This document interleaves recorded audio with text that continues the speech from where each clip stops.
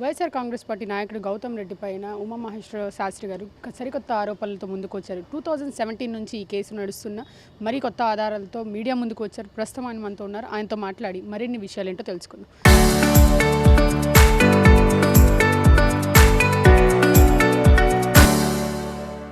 So ఇప్పుడు కొత్తగా ఆరోపణలు చేస్తున్నారు గౌతమ్ రెడ్డి మీద. ఇప్పటికే ఈ కేసు నడుస్తుంది. దీని గురించి ఏమంటారు? నమస్కారం అండి. ముందుగా వీక్షకులందరికీ నమస్కారం. మీరు ఇక్కడికి వచ్చినందుకు, నా బాధను తెలుసుకోవాలని ప్రయత్నం చేస్తున్నందుకు ముందుగా మీకు, మీ యాజమాన్యానికి కృతజ్ఞతలు. ఇది 2017 నుంచి నడుస్తున్న కేసు అండి. కావాలని రాజకీయ నాయకులను ఆనిస్తున్నారు. నేను గవర్నమెంట్ పరంగా అన్ని డాక్యుమెంట్స్ నా దగ్గర ఉన్నాయి. ఆఫీసర్లందరికీ అన్ని డిపార్ట్మెంట్, ఒక డిపార్ట్మెంట్ కాదు, ఈవెన్ ఫ్రమ్ సెక్రటేరియట్లో ఉన్న ప్రిన్సిపల్ సెక్రటరీ నుంచి కింద డిపార్ట్మెంట్లో ఉన్న క్లర్కులకు కూడా మొత్తం విషయం తెలుసు, అన్ని విషయాలు తెలుసు. నాకు అన్యాయం జరుగుతోంది, ఏమీ జరగట్లేదు అన్న విషయం కూడా వాళ్ళకి తెలుసు. ఇక్కడ 2 మ్యాటర్లు ఉన్నాయండి. ఒకటి ల్యాండు, 2 అక్రమ నిర్మాణం. ల్యాండు అనే పదం కనిపించింది కదా, అది సివిల్ డిస్ప్యూట్ అనద్దు. ఇది పక్కవాడి స్థలాన్ని ఆక్రమించుకోవడానికి ఫేక్ డాక్యుమెంట్స్తో చేసేది క్రిమినల్ కాన్స్పిరసీ. అది సో అది నేను ఇందాక ఎక్స్ప్లెయిన్ చేసినట్టు ఒక ప్రాసెస్ ప్రకారం జరిగింది. సరే, అక్రమ నిర్మాణం మనం ప్లాన్ తీసుకుని ఒక బిల్డింగ్ కడితేనే, కొంచెం ప్రాబ్లం వస్తేనే మున్సిపల్ కార్పొరేషన్ వాళ్ళు, ప్లానింగ్ డిపార్ట్మెంట్ వాళ్ళు మనం చుక్కలు చూపిస్తారు కదా, అలాంటిది అతను G+3 బిల్డింగ్ భూమి మీద కట్టేస్తే అది హైకోర్టు అఫిడవిట్లో 2 బిల్డింగ్లని ఎలా చెప్తున్నారండి? నాకు అర్థం కావట్లా. ఇక్కడ సెక్షన్లు, లాలు, యాక్ట్లు అన్నీ పక్కన పెడదాం. కంటికి ఏం కనిపిస్తోంది? 325 గజాల్లో సింగిల్ G+3 బిల్డింగ్ కనిపిస్తుంది. దానికి ఏమైనా ప్లాన్ ఉందా? లేదు. దాని గురించి నేను హైకోర్టులో కేసులు వేస్తుంటే అఫిడవిట్లో ఏం రాయాలండి వాళ్ళు? దానికి ప్లాన్ లేదని అన్ని రియాలిటీ రాయాలి కదా. అంటే హైకోర్టుని కూడా మిస్లీడ్ చేసేంతటువంటి మేధావులు మున్సిపల్ కమిషనరు టీడీపీ గవర్నమెంట్లో వైసీపీ వ్యక్తికి సహాయం చేస్తున్నాడంటే దీన్ని ప్రజలు ఎలా తీసుకోవాలండి? టీడీపీ గవర్నమెంట్ యొక్క అసమర్థతని తీసుకోవాలా, లేకపోతే వైసీపీ నాయకుల యొక్క సమర్థతను తీసుకోవాలా? మీరే చెప్పండి. నేను చెప్పిన అలిగేషను కోర్టున అఫిడవిట్ నెంబర్లు, రిట్ పిటిషన్ నెంబర్లు ఇస్తా, వెరిఫై చేసింది. నా దగ్గర కూడా రావక్కర్లా. మా లాయర్ గారు వచ్చి పోసాని వెంకటేశ్వర గారు, ఆయన TDP lawyer, senior most lawyer in the Andhra Pradesh high court. ఆయన అప్రోచ్ అవ్వండి, ఆయనే నిజాలు చెప్తారు.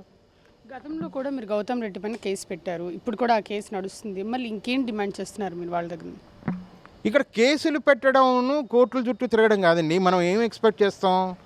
వైసీపీ గవర్నమెంట్లో ఏదో అకృత్యాలు జరిగిపోయాయి, చట్ట వ్యతిరేక పనులు జరిగిపోయాయి, కనీసం మనకి కొంత రిలీఫ్ వస్తుంది గవర్నమెంట్ మారితే అని సామాన్య ప్రజలైన నాలాంటి వాడు ఊహిస్తాడు కదా.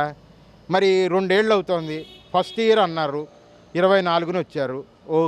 ఓకే 1 ఇయర్ సెట్ అవ్వడానికి అనుకుందాం. 2 ఏళ్ళు అయిపోయింది. కట్టల డాక్యుమెంట్లు ఉన్నాయి. ఏమీ నాకు రిలీఫ్ రానప్పుడు డాక్యుమెంట్లో అంతా నాకు న్యాయం జరుగుతోంది, కానీ గ్రౌండ్ రియాలిటీలో న్యాయం జరగకపోతే ఏమనాలి? 6/11/24న నా మీద హత్యా ప్రయత్నం జరిగితే ఇవాళ 24 జూలై 2026న మీతో నేను మాట్లాడుతున్నాను. ఇంతవరకు ఛార్జ్షీట్ ఎందుకు ఫైల్ చేయలేదండి? ఎందుకు చేయలేదు చెప్పండి? ఒక అక్రమ నిర్మాణంలో సీజ్ చేయమని హైకోర్టు హానరబుల్ జడ్జి లక్ష్మణరావు గారు చెప్తే ఒక ఎంఆర్ఓ ఎందుకు రియాక్ట్ అవ్వడండి? ఒక కలెక్టర్కి అన్ని విషయాలు తెలిసి ఏదో ఒక యాక్షన్ ఎందుకు తీసుకోడండి? ఒక పోలీస్ కమిషనర్కి అన్ని విషయాలు తెలిసి 145 సెక్షన్ వేయచ్చు కదా, ఆయన ఎందుకు యాక్షన్ తీసుకోడండి? ఇవన్నీ చట్టానికి లోబడి తీసుకోగలిగినటువంటి చర్యలే కదా నేను అడుగుతోంది. మరి ఎందుకు తీసుకోవట్లేదండి? ఇందులో మన అలసత్వం ఎక్కడుంది? మరి ఆఫీసర్లు ఇలా పనిచేస్తున్నప్పుడు న్యాయం ఎక్కడ జరుగుతుంది? ప్రతి వాళ్ళు ప్రతి సందర్భంలో కోర్టుకు వెళ్ళండి అంటే ఇంక సామాన్యుడు ఎంతవరకు మోయగలడు? ఈ ప్రభుత్వాలు మారి మాకు జరుగుతున్న న్యాయం ఏంటి? అదే నేను కోరుతున్నా. నా డాక్యుమెంట్స్ చూడండి, ఒక కమిటీ వేయండి, డాక్యుమెంట్స్ చూడండి. నా తప్పు ఏమన్నా ఉంటే పాయింట్ బ్లాంక్లో పైల్చేవారండి, నేను ఇంక మాట్లాడుతున్నాను. కానీ చర్యలు తీసుకోండి. చర్యలు తీసుకుంటే ఆఫీసర్లకితో విరోధాలు వస్తాయేమో, రాజకీయ నాయకులకి సింపతి వస్తుందేమో అని అనుకుంటే ఎలా? తప్పు చేసిన వాడిని శిక్షించకపోతే మీ చేతకానితనం అనుకుంటుంది ప్రజలు. అది మీ చేతకానితనం కింద మీరు నిరూపించుకుంటుంటే 29లో మిమ్మల్ని ఎక్కడ కూర్చోబెట్టాలో అక్కడ కూర్చోబెడుతుంది ప్రజలు. ఈ ఈ కేసు ఆల్రెడీ కోర్టులో ఉన్న తర్వాత కూడా మీ తరపు నుంచి కావాలని ఈ పాలిటిక్స్ చేస్తున్నారు, టీడీపీ మిమ్మల్ని ఉపయోగించుకుంటున్నారు, కావాలని గౌతమ్ రెడ్డి మీద నెగిటివ్ చెప్పిస్తున్నారు అని చెప్పి గౌతమ్ రెడ్డి అంటున్నాడు. దీని గురించి ఏమండి?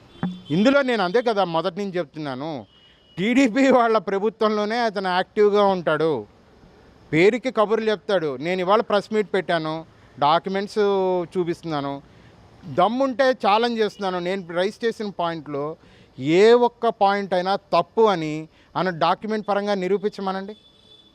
అంతేగాని నోటి కబుర్లు కాదు, నేను డాక్యుమెంట్ల పరంగా ఆ కోర్టు ఆర్డర్ల పరంగా నేను మాట్లాడుతున్నా. అంతేగాని కాలక్షేపం కబుర్లు, రాజకీయ కబుర్లు మాట్లాడలేదు నేను. గౌతమ్ రెడ్డి ఎన్నో అంటాడు గాలిలో కబుర్లు. మర్డర్ అటెంప్ట్ ఎందుకు చేశాడండి? ఒక పంతులు గారిని మర్డర్ అటెంప్ట్ ఎందుకు చేశాడు? నువ్వు అంత కరెక్ట్గా ఉన్నప్పుడు ఎందుకు మర్డర్ అటెంప్ట్ చేసావు? నేను ఇన్ని ప్రెస్ మీట్లు పెట్టి ఇంత చేస్తున్నప్పుడు నువ్వు ఎందుకు నిరూపించలేకపోతున్నావు? ఇవాళ నేను ఛాలెంజ్ చేస్తున్నా, గౌతమ్ రెడ్డి కానీ ఆయన చెంచాలను కానీ లొకేషన్ టైము ఫిక్స్ చేయమనండి. నేను సింగిల్గానే వస్తా, నేను నిరూపిస్తా అతను చేసింది అబద్ధమా తప్ప అన్నది. అంతేగాని గాలి కబుర్లు మాట్లాడద్దండి. గౌతమ్ రెడ్డికి లోకల్ టీడీపీ నాయకులకి తెర వెనుక సంబంధాలు ఉన్నాయని సత్యనారాయణపురంలో 1వ క్లాస్ చదువుకునే వ్యక్తి కూడా చెప్పగలడు. ఈ ఇష్యూ గురించి రీసెంట్గా ఎవరెవరిని కలిశారు? నేను కలవంది ఎవరిని అని అడగండి. రాజకీయ నాయకులను కలిసా, irrespective of the party lines. నాకు అందరు రాజకీయ నాయకులు తెలుసు, అందరినీ కలిసా, అందరికీ నా పట్ల సింపతి ఉంది. గవర్నమెంట్ ఆఫీసర్స్, సెక్రటేరియట్ నుంచి మన డిస్ట్రిక్ట్ వరకు కలెక్టర్ని కానీ, విఎంసీ కమిషనర్ని కానీ, పోలీస్ కమిషనర్ని కానీ, లేకపోతే డిఫరెంట్ డిపార్ట్మెంట్స్ కానీ అందరినీ కలిసా, అందరికీ నా సంగతి తెలుసు. కానీ ఎవ్వరూ చేయరు. తర్వాత కోర్టులు చెప్పాను కదా, మా లాయర్ గారు పోసాన వెంకటేశ్వర గారని 8 కేసుల పైన పోరాడా, అన్నిట్లోనూ నాకు విజయం చేకూరుస్తుంది. కానీ ఏది అన్నీ వాడేశాను కదా. ఒక ఆయన అన్నట్టు మొత్తం సిస్టంలో ఉన్నటువంటి అన్ని సిస్టమ్స్ని వాడేసావు, ఇంకెవరిని కలుస్తావయ్యా నువ్వు అన్నట్టు ఆయన. అలాగే నీకు కలవంది ఎవరిని? అందరినీ కలిసా. నాకు న్యాయం కావాలి, ధర్మం కావాలి. నా పట్ల ఏమైనా తప్పుంటే చెప్పండి, వాడు చేసిన దానికి మీరేం శిక్ష వేస్తారో చెప్పండి. వాడు అనే అంటున్నా కడుపు రగిలి. అతనేమి స్వాతంత్ర సమరయోధుడు కాదు, 50 క్రిమినల్ కేసులు కలిగిన వ్యక్తి, సత్యనారాయణపురంలో అనేక భూ కబ్జాలు చేసిన వ్యక్తి, 70 ఏళ్ల వయసులో కూడా సిగ్గు సరం లేకుండా కబ్జాలు చేస్తున్న వ్యక్తి, దేవుళ్ళ భూములు కూడా కబ్జాలు చేస్తున్న వ్యక్తి. ఇది నేను తప్పు అనేది ఏదైనా నిరూపించమనండి. ఆ గౌతమ్ రెడ్డిని కానీ, ఆ గౌతమ్ రెడ్డిని సపోర్ట్ చేసే వైసీపీ నాయకులు, ఆర్ సోకాల్డ్ టీడీపీ నాయకులు, ఎన్డీఏ నాయకులు ఎవరినైనా సరే నే రెడీ. ఏ శిక్షకైనా నే రెడీ, ఏ లొకేషన్కైనా నే రెడీ. మీరు రెడీయా కాదా? మీకు దమ్ము ధైర్యం ఉందా లేదా నేను తప్పని నిరూపించడానికి? రేపటి నుంచి ఆ బ్యానర్ పట్టుకుని రోడ్ల మీద తిరుగుతా, చూడండి ఏం జరుగుతుందో. సో చూశారు కదా, ఇది ఇక్కడ పరిస్థితి. ఉమామహేశ్వర శాస్త్రి గారు నాకు ఇంకా న్యాయం జరగట్లేదు ఇన్ని సంవత్సరాలైనా అని చెప్తున్నారు. కెమెరామెన్ సాయితో అత్తా మొహమ్మద్, RTV, విజయవాడ.